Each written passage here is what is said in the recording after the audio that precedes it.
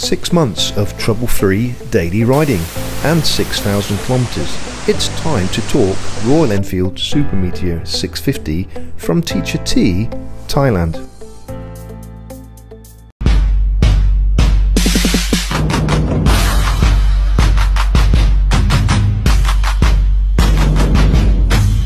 This bike is not just for pleasure, it's my daily commute to go to work and back every day.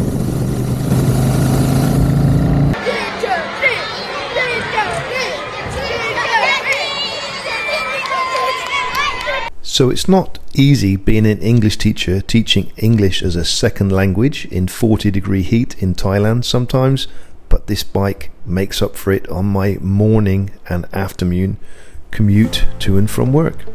And I arrived at the Super Meteor 650 after being a Royal Enfield Meteor 350 owner for over 2 years and 20,000 kilometers. And in that time, I think it's safe to say I became a Royal Enfield fan.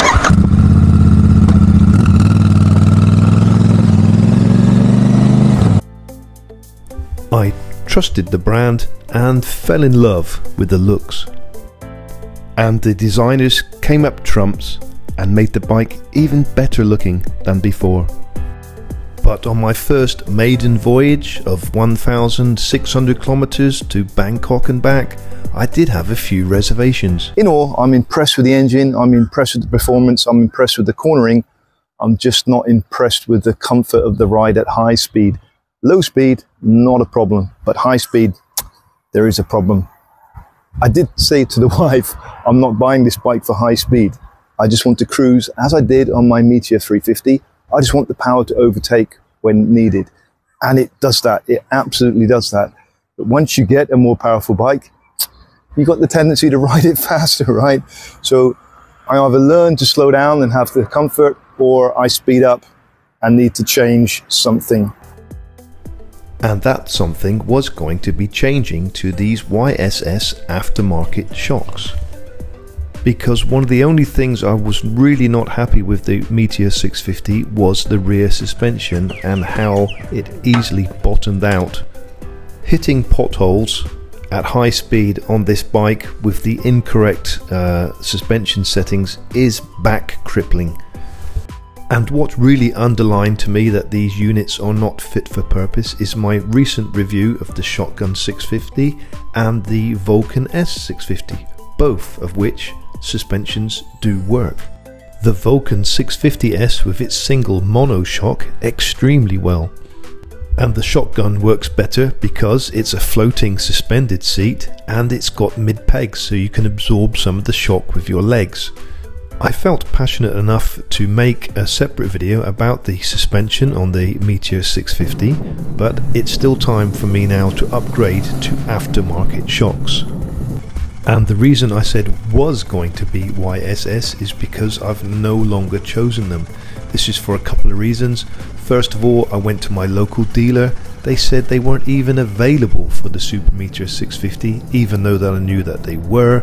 And secondly, when I emailed YSS directly 3 times with no reply, I decided that was enough. And on my recent trip to England, I've purchased some Hagon aftermarket shocks made in England, and they will be coming back with me in my suitcase. I've received a parcel in the post today, and I'm hoping it's something for my Meteor 650. Let's have a look, if we can get it out. A box in the box.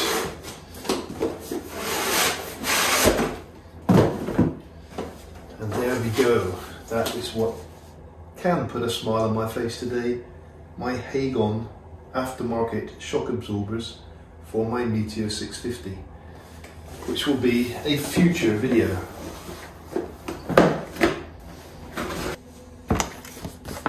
Hagon.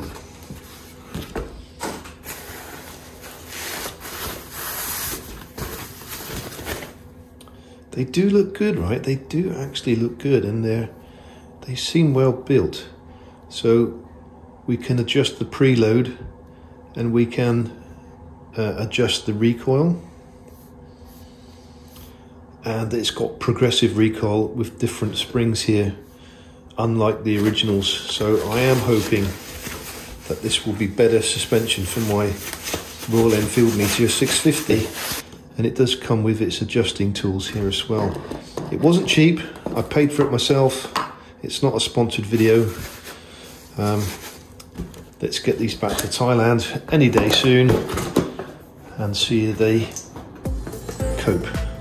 Hagon, made in England.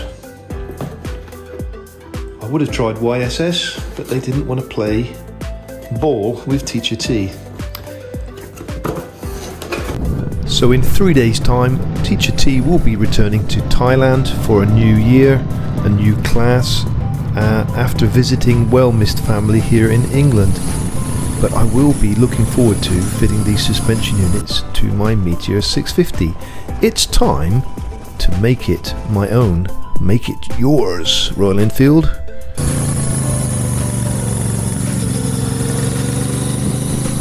And I was really happy to have the pleasure to review a couple of bikes while I was here in England.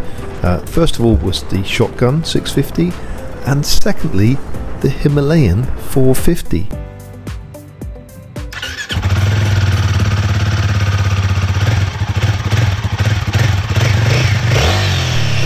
That wasn't such a good review by myself. It was a bit of a fail, and that's a future video. You can see what went wrong.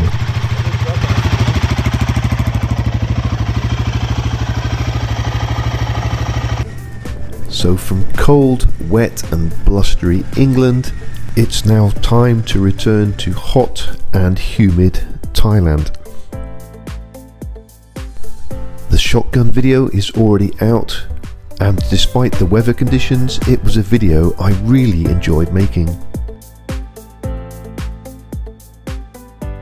The Himalayan 450 video I will try and edit on the plane on the way back to Thailand,